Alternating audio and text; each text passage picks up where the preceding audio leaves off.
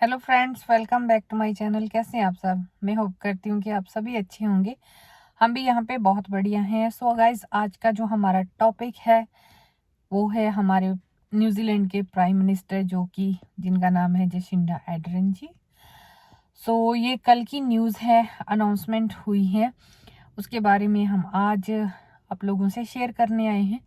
जो कि काफ़ी टाइम से पहले से हमें लग रहा था कि ऐसा कुछ होगा, जब नेक्स्ट ईयर या इलेक्शन के पास या जजमेंट हो रही थी सभी साइड पे।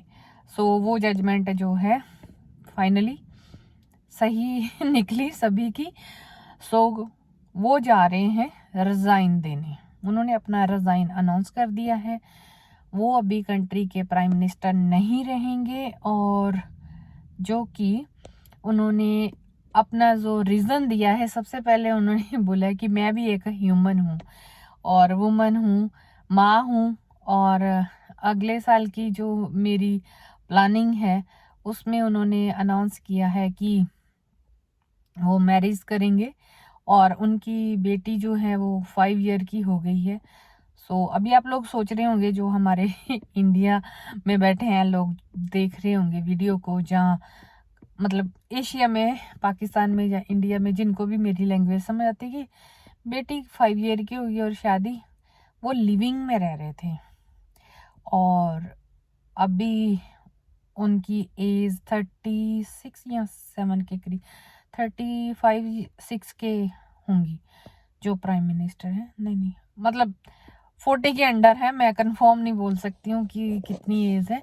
तो वो इस बार सेकंड टाइम बने थे, अभी उनका थर्ड टाइम में भी मे बी वो जीत सकते हैं, लेकिन अभी उन्होंने बोला है कि मैं इलेक्शन नहीं लड़ूंगी, और वो रिज़ाइन दे रहे हैं आने वाले 15 डेज के अंदर अंदर। अनाउंस कर दिया उन्होंने। तो ये मंथ में भी उनका लास्ट वर्किंग होगा एज ए प्राइम मिनिस्टर। तो वो भी अभी नॉर्मल लाइफ जिएंगी अपनी फैमिली के साथ। देखिए, अगर मतलब ज़रूरी नहीं है कि जो बंदा जिस पोस्ट पे है तो उसको लालच पड़ जाता है या उसी पे रहना ही रहना है, रुकना ही रुकना है। नहीं, देखिए, बदलाव सभी को चाहिए, अपनी नॉर्मल लाइफ सभी को चाहिए। इतनी सारी रिस्पॉन्सिबिलिटी उन्होंने कोविड के टाइम निभाई।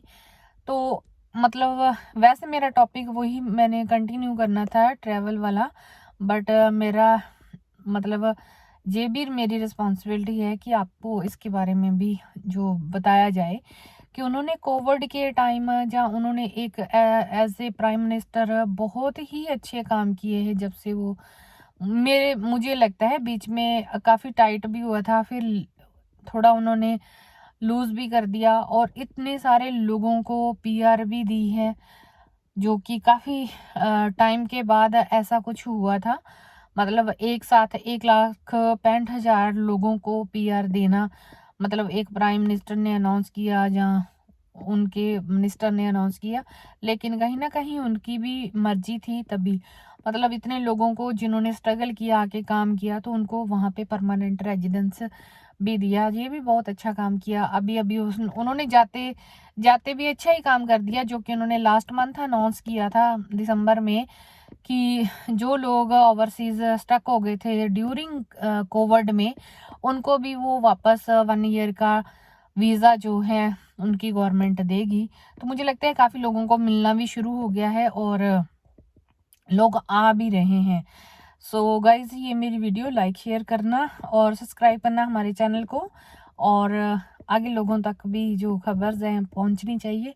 और मैं आप लोगों से ये भी पूछना चाहती हूँ कि अगर आप लोगों के माइंड में कोई क्वेश्चन है, जहाँ कुछ आप पूछना चाहते हैं, तो जितने मेरा एक्सपीरियंस बोलेगा मैं उस हिसाब से आप लोगों को आंसर दूंगी। तो आप पूछ सकते हैं मेरे को यहाँ के मतलब आने का, रहने का, एक्सपेंस का, जॉब का, स्टडी का, तो क्या क्या है, जो भी आप लोगों का कोई क्वेश्चन होगा, तो मैं अपने एक्सपीरियंस के हिसाब से आप लोगों को आंसर ज़रूर दूंगी। सो जैसे अभी कोविड की अगर हम बात करें, तो पिछले 2020 में जब कोविड आया था, तो हमारे जो प्राइम मिनिस्टर न्यूजीलैंड वाले थे, तो उन्होंने उस टाइम सभी के लिए, लाइक जो वहाँ पे सिटीजन है, पीआर है, वर्क वीज़े पे है, स्टूडेंट है, मतलब एवरीवन के लिए उन्होंने मतलब सब्सिडी दी थी, मतलब अकॉर्डिंग टू उनके वर्क के, कि फुल टाइम कौन वर्क करता है तो पार्ट टाइम कौन वर्क करता है, उसके हिसाब से सभी को जो वो दिया गया था सब्सिडी। किसी मतलब 630 जो पार्ट सॉरी फुल टाइम वाले थे उनको मिला था, और 350 उनको दिया गया था वीकली। 6 वीक का दिया था, मुझे लगता है 8 वीक्स का, हाँ जी 8 वीक्स का दिया था।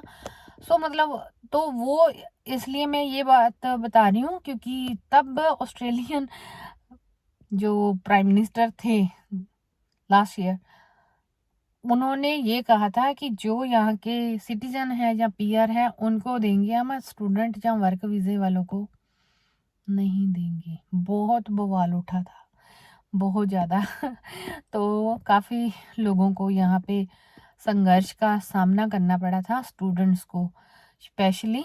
तो तभी हमारे जो खालसा एड्स वाले रवि सिंह हैं, उन्होंने फिर लोगों की हेल्प की थी यहाँ पे जो हैं जिनको सब्सिडी नहीं मिली गई थी। तो इसलिए भी हमारी जो प्राइम मिनिस्टर उसको बहुत वो प्रशंसा के पात्र बने थे उस टाइम। और उसके बाद हमारी जो रेड लाइट वाला काम शुरू हुआ, ग्रीन लाइट, ऑरेंज लाइट, और सबसे पहले कोविड का जो पाया गया, काबू पाया गया, वो भी हमारे कंट्री में पाया गया, न्यूजीलैंड में। मतलब सबसे पहले यहाँ पे कंट्रोल किया गया, काफ़ी कम डेथ हुई थी बाकी कंट्रीज़ के अकॉर्डिंगली। तो उसमें भी हमारी जो प्राइम मिनिस्टर है उनको काफ़ी प्रशंसा मिली थी। लेकिन अभी क्या है, उनकी थोड़ी सी रिस्पॉन्सिबिलिटी कह लो, जहाँ थोड़ा सा क्राइम बढ़ गया, प्रेशर कह लो, तो उनको अपनी पर्सनल लाइफ भी जीनी है। तो लास्ट उन्होंने मतलब नियरली 6.5 ईयर से वो प्राइम मिनिस्टर हैं न्यूजीलैंड के। तो कुछ कुछ अच्छे काम भी किए हैं रिलेटेड टू बिजनेस, थोड़े से मतलब हार्ड डिसीजन भी उन्होंने लिए जो बिजनेस वालों के लिए बिल्कुल भी सही नहीं है।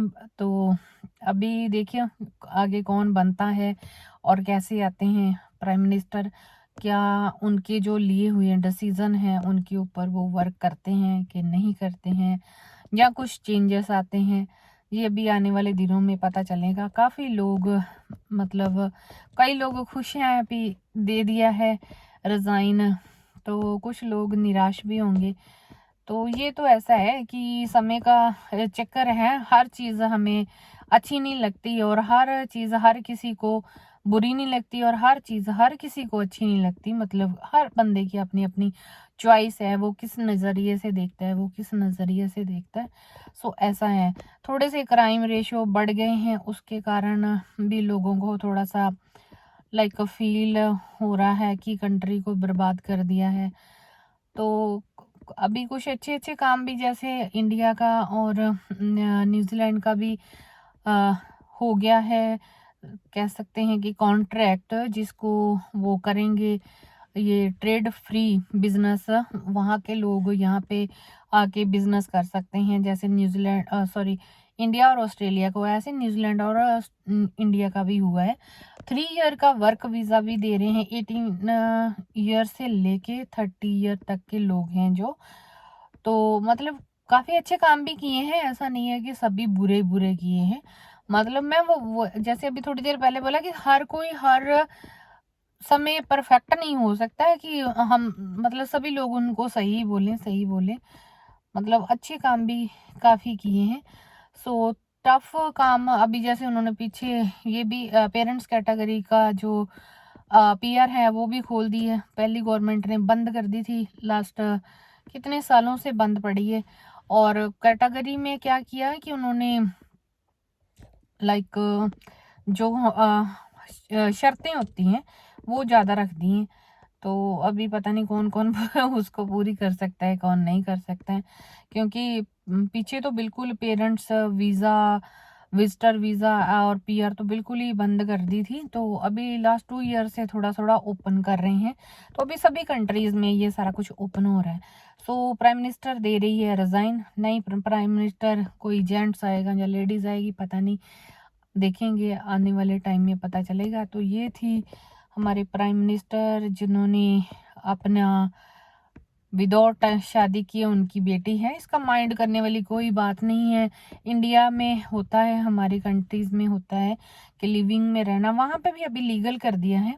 लेकिन इन्होंने जैसे लास्ट ईयर मैरिज का डेट वगैरह फिक्स हुआ था, उसके बारे में भी मैंने आप लोगों से वीडियो शेयर की थी। लेकिन जो नए लोग अभी देख रहे हैं वीडियो को, तो मैं दोबारा से बताती हूँ कि मैडम प्राइम मिनिस्टर की जो मैरिज थी वो फाइनल डेट फिक्स थी। लेकिन क्या हुआ कि अचानक से लास्ट ईयर, जैसे सभी को पता है कि अचानक से बहुत ज़्यादा केसेस आ गए थे। 2021 की बात है, हाँ जी, एंड में। तो उन्होंने मतलब 2021 की बात है, एंड की शादी की डेट फिक्स थी, एवरीथिंग गो टू गो वाला सा था। बट कोविड के केसेस आ गए, तो इसलिए उन्होंने फिर पोस्टपोन कर दी। तो मज़े की बात ये है कि जिस वेन्यू में शादी होनी थी, वो वेन्यू वाले ने बुकिंग कैंसिल करवाने का उनको फाइन भी भेजा था, और उन्होंने पे भी किया था नेगोशिएट करके। तो हमारे तो मैं वही बात करती हूँ, हमारे इंडिया में किसी कह लो कि कौंसल या सरपंच के ही बच्चे की शादी या बर्थडे तक का, अगर वो, मुझे लगता है कि जिस रेस्टोरेंट में करते उतना पे नहीं करते होंगे, या कहते होंगे नहीं अगर खाली तो हमें तो चाहिए चाहिए, कैसे ना कैसे करके हमें दो ही दो। सो ये है बाहर वाली कंट्रियों के रूल। प्राइम मिनिस्टर हो या जो मर्जी हो, पे तो करना ही पड़ेगा, कोई माफ़ी नहीं है। तो मैडम ने पे भी किया था जो ज़रूरी था और अभी वो भी नॉर्मल व्यक्ति की तरह अपनी ज़िंदगी जिएंगी। लेकिन हम लोग एस्टिमेट लगा रहे हैं, हमें लग रहा है कि वो थोड़ा टाइम रुक के, जैसे अभी उन्होंने बोला कि मेरी बेटी 5 ईयर की होगी, उसको स्कूल जाना शुरू करना है और मुझे मैरिज करनी है, और मैं भी ह्यूमन हूँ और नॉर्मल लोगों की तरह अपनी लाइफ जीना चाहती हूँ, एक प्राइम मिनिस्टर से हट के। तो मुझे लगता है थोड़ी ब्रेक के बाद वो यूएनओ को ज्वाइन करेंगी। उनके पास हो सकता है उसकी ऑफ़र हो सकता है वो ज्वाइन करें।